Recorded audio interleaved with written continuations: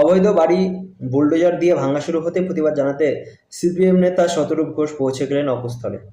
জাভেদ খানের পাপের বোঝা গরিব মানুষকে নিতে হবে না, এই পর্যন্ত বুঝলাম। গরিব, দরদি, খেটে খাওয়া মেহনতি মানুষের দল হিসেবে এই যুক্তি ঠিক আছে। গৃহহারা মানুষ কোটিপতি হলেও মানলাম যুক্তি আছে, কিন্তু কিছু পাল্টা যুক্তিও তো আছে, তার উত্তর পাবো না।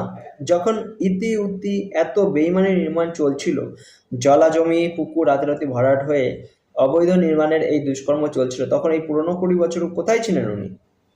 কোন স্বার্থে তিনি ও তার দল তৃণমূলের রাজত্বে চুপ করে ঘাপটি বসেছিলেন? এতদিনের শীত ঘুম ভেঙে গরিব মানুষের সাহায্যের নামে গরিব দরদি মুখোশের আড়ালে দেশ বা রাজ্যের অমঙ্গল ও ক্ষতি করতে কেন তৎপর এ দল এখন? যাদের অবৈধ বাড়ি ভেঙে দেওয়া হচ্ছে তাদের পুনর্বাসন নিয়ে কেন দর কষাকষি না করে বেআইনি নির্মাণ ভাঙার উপর স্থগিতাদেশ আনার চেষ্টা করছে সিপিএম জনস্বার্থ মামলা করে? যে নেতা পুরসভা বা ইঞ্জিনিয়ার অবৈধ নির্মাণের সাথে জড়িত, কেন তাদের সম্পত্তি বাজেয়াপ্ত করে গৃহহারা গরিব অসহায় মানুষদের পুনর্বাসনের ব্যবস্থা করা হবে না? এই মুদ্রা কেন তোলা হয় না আপনাদের দলের তরফে? তবে কি ধরে নেব তৃণমূলের সাথে এই 15 বছর বোঝাপড়া ছিল? 2024 সালে গার্ডেন রিচ বিপর্যয়ের আবহে কলকাতা হাইকোর্টের বিচারপতি অমৃতা সিনহা বেআইনি নির্মাণের ক্ষেত্রে জিরো টলারেন্স নীতি গ্রহণ করে কড়া অবস্থান নিয়েছিলেন এবং স্পষ্ট নির্দেশ দিয়েছিলেন যে বেআইনি নির্মাণের অভিযোগ বাড়ি ভাঙার নির্দেশে আদালতে কোনো স্থগিতাদেশ দেবেন না। তবে আজ কেন সিপিএম স্থগিতাদেশ চাই? ভবিষ্যতে বেআইনি নির্মাণের জন্য দুর্ঘটনা ঘটলে আপনারা চুপ থাকবেন তো? সরকারের দিকে আঙ্গুল তুলবেন না, এমন মুচলেখা দেবেন তো?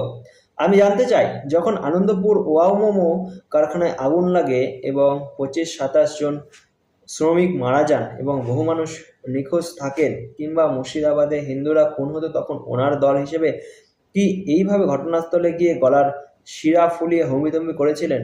যদি না করে থাকেন তবে আজ কেন করছেন এই প্রশ্ন করব না? প্রশ্ন করব, জায়গাটি তিনজলা বা তপসিয়া বলেই কি আপনাদের এত দরদ? গরিব দরদি হতে পারে দল, তা বলে সিপিএম কেন রাজ্য সরকারকে অন্যায়ের বিরুদ্ধে পদক্ষেপ নিতে দেবে? তার কারণ কি? প্রতিটা ইস্যুতে যারা ভারতের অমঙ্গল চায় তাদের বয়ানের সাথে আপনাদের কথার এত মিল হয় কি করে? কেন তারা নিজেদের পুনরুদ্ধার করা পার্টি অফিস খুলে অবৈধ নির্মাণ ভাঙা পাড়ার ভবিষ্যতের ঘর হারাদের থাকার ব্যবস্থা করবে না? অবশ্যই করব। বিকাশবাবু যখন এসএসসি চাকরি বিক্রি মামলায় লড়ছিলেন, তখন তো এই যুক্তি আপনারা দেননি যে চোর নেতা মন্ত্রীদের দোষে নিরাপরাধ যোগ্য শিক্ষকদের চাকরি হারিয়ে পথে বসতে দেব না। কেন তারা বেশিরভাগ হিন্দু এবং মধ্যবর্তী বলে? আপনার দল কবে কাদের জন্য?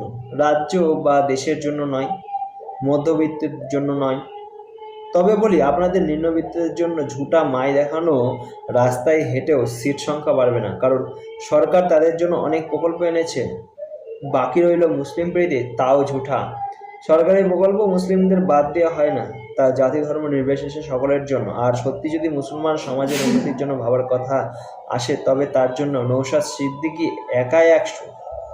এতদিনে তার বলা একটা কথাও মেকি মনে হয়নি। সেজে গুজে এবিপিতে বসা নেতা উনি নন। উনি বিধায়ক হিসেবে শপথ নেওয়ার পর বলেছেন, শুধু বিরোধিতার জন্যই বিরোধিতা করা হবে না, রাজ্যের মঙ্গলের উন্নয়নে কোনো বাধা নয়। এবার বলি, এমন জনপ্রিয় নেতা যিনি পাতি নেতা নন, রাষ্ট্রনেতার মতো কথা বলেন, তাকে ছেলে মুসলিমরা এমন নিজেদের দলের অস্তিত্বের জন্য চালাকি করা দলকে সাপোর্ট করবে কেন? ভাবুন একবার।